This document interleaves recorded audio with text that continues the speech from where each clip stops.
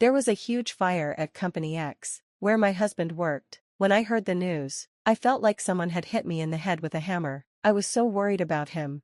I immediately called my husband, hoping he was okay and had gotten out of the fire. The phone rang, and then I heard his voice on the other end. "Hello? Max, where are you? Are you safe?" I asked, relieved to hear from him. My voice got louder because I was so happy to reach him. Max sounded annoyed and said, "Why are you shouting? I'm at work. Don't call me when I'm working." He hung up the phone right after that. I felt a little better knowing he wasn't caught in the fire, but his response seemed strange. "My name is Mona, and I'm 32 years old. I work as a nurse, and work has always been a big part of my life. I married Max 3 years ago when I was 29. We met through a friend and hit it off right away. We live in his company housing and are enjoying our life together. We've been married for 3 years, but don't have kids yet. I still believe we can have a happy family." Max is a good man, though sometimes he can be a bit self-centered. He shows me love, and I feel safe with him. Lately, though, he's been working a lot, even on his days off. I think he's just tired, so he doesn't pay much attention to me. After dinner, he sits on the couch, staring at his phone with the TV on but not really watching it. When I try to talk to him, he just gives short answers like yeah or oh. At first, I thought maybe I had said something wrong, but I decided he was just exhausted from his busy work, so I made sure to prepare healthy meals for him every day. Then, something unusual happened. A coworker asked me to switch my shift from night to day, so I had to tell Max that I would be working during the day. I planned to let him know, but I got busy and ended up sending him an email that day. I told him about the shift change and that I would make dinner and wait for him. But I didn't get a reply. He used to reply quickly, even when I was at work, sometimes with emojis. This time, he just read the message but didn't respond. I started to wonder if he was just busy or if this was normal after being married for 3 years. Feeling a bit sad, I went to the store after work and bought ingredients to cook a nice dinner for him. Since it was so cold, I decided to make a one-pot dish. I prepped everything and waited for him to come home so I could start cooking. He usually gets home by 7 p.m., but by 9 p.m., he still hadn't come back. When he finally walked in, I said, "Welcome back. You're late. Did you work overtime?" He answered, "Yeah, I did, but did you have to switch to the day shift suddenly?" I said, "Yeah, a coworker had an emergency, so I couldn't tell you sooner, but it's a bit frustrating that you didn't know until the same day. I might have made other plans, like going out for a drink." Max apologized. "You're right, sorry." Then I turned on the stove and started cooking. "Oh, you haven't eaten yet?" my husband asked when he saw me sitting at the table. "No, I thought I'd wait for you," I replied.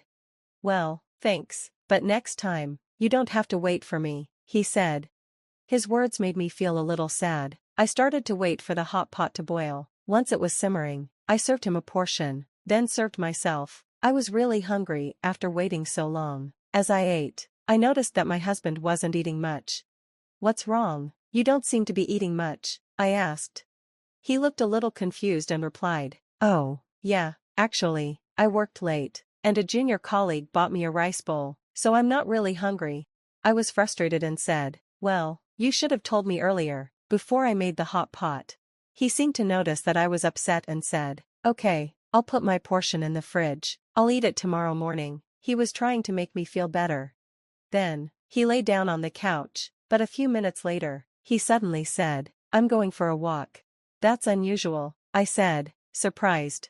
"I haven't been getting enough exercise lately, and I've been working late. I need a change of pace," he explained. I felt a bit empty eating alone at the table, so I decided to put my portion in the fridge too. I felt like I'd eaten too much, and since my husband and I hadn't spent much time together lately, I thought I'd join him on the walk. But when I asked him to walk with me, he refused. He said it wouldn't be good for me to walk right after eating, and that he wanted to go for a long walk alone. He left to walk by himself. I couldn't shake the feeling that something was off, so I decided to secretly follow him. As soon as I did, I saw my husband walking briskly, clearly not tired from his walk. He stopped in front of a park that was a bit far from the house and started looking around. It seemed like he was talking to someone on his phone. Then, a car pulled up. My husband went up to the car and spoke to the person in the driver's seat. It was dark, but when I got closer, I saw a woman sitting there. She had long, curly hair and glossy lipstick. I was in shock as I watched my husband get into the car with her. They drove away together. I couldn't believe it. He was having an affair. I stood there, shocked, for a while. Then my husband sent me a text message saying he had run into someone he knew and would be home a little late.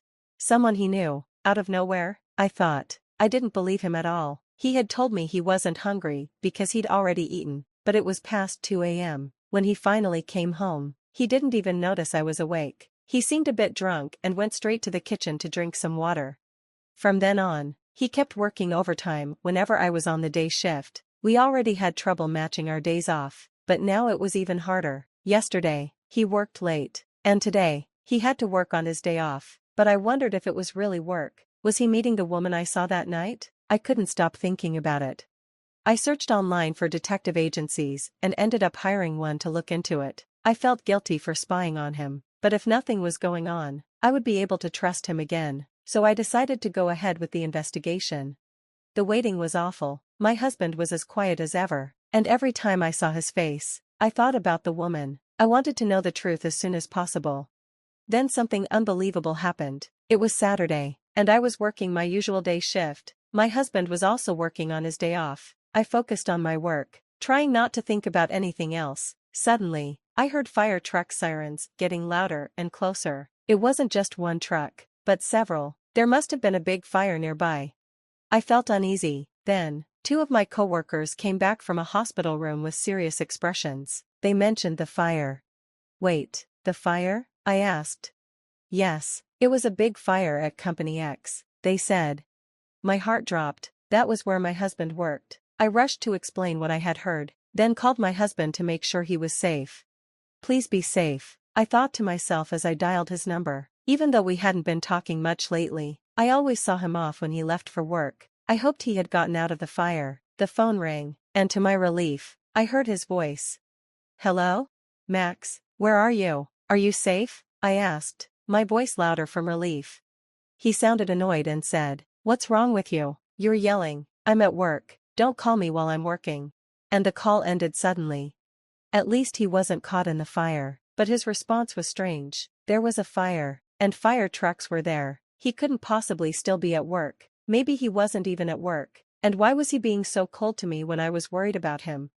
I became angrier. Maybe I had been seeing him off just so he could meet another woman since we got married. I made a decision. I would leave. I started packing my things as soon as I got home. Then I checked the mailbox and saw the results from the detective agency. I decided to leave with those results in hand. My parents helped me pack, and the movers arrived soon after. My things were taken out of the house right away. My husband didn't know I knew the truth. He didn't try to contact me that night, and I figured he was staying with his lover. I packed up many of my belongings from before our marriage. The room was almost empty, looking so lonely. As I stared at it, I realized I had no attachment to the life we had in this house. For now, I moved my things to my parents' house and started looking for a new place to live alone. The next day, my husband finally called. Hey, what's going on? Most of your stuff is gone, he said. Of course I moved out, I answered. What were you thinking? When are you coming back? What about my food? What about the house chores? I was shocked. Is that all you care about? As I talked to him, I remembered the fire at his company. He wasn't even working, he was with his affair partner. That thought made me even angrier. Why don't you get another woman to do that, huh? I asked him. What are you talking about? He replied. You were with a woman named Linda today, weren't you? Huh? What are you talking about? I was working at the office. At the office? How long did you work today? It was a busy day, even though it was my day off. I worked late. That's why I was surprised you moved out. Stop lying already. Huh? You lied about going to work, right? I wasn't lying, I was working. How could you be working all day when there was a fire at your office? Huh? When I called you, I heard fire trucks heading to your company because of a fire there. That's why I called, to check if you were okay. You told me not to call you at work, but you spoke like nothing happened. Well, and I have proof of your affair from a detective agency. You can't hide from this. I'll be handling everything through my lawyer. I'll make sure to get alimony. Oh no. He begged for my forgiveness, apologizing over and over, but I didn't care anymore. I had no feelings left for him. I'm sorry, but it's over. I'm hanging up now. Wait. I went to my lawyer and filed for a divorce and alimony. The divorce went through, and my husband couldn't avoid the consequences with all the evidence. He and his affair partner paid me a fair amount of alimony. It turned out his lover was a junior colleague at his company. The news of their affair spread quickly, especially since it happened during the fire. It caused a lot of anger from their coworkers. Now, both my husband and his lover are getting cold stares from everyone, and I think they deserve it. Meanwhile, I moved into a new apartment and am living a peaceful life on my own. As a nurse with a stable job, I'm not in a rush to start another relationship. I'm enjoying my own time and looking forward to meeting someone who's sincere when the time is right. She discovered her husband's affair because of the fire at his company, but he shouldn't have cheated in the first place. She would have found out eventually. He deserves everything that happened. Enjoy your life, Mona, and stay strong as you start fresh.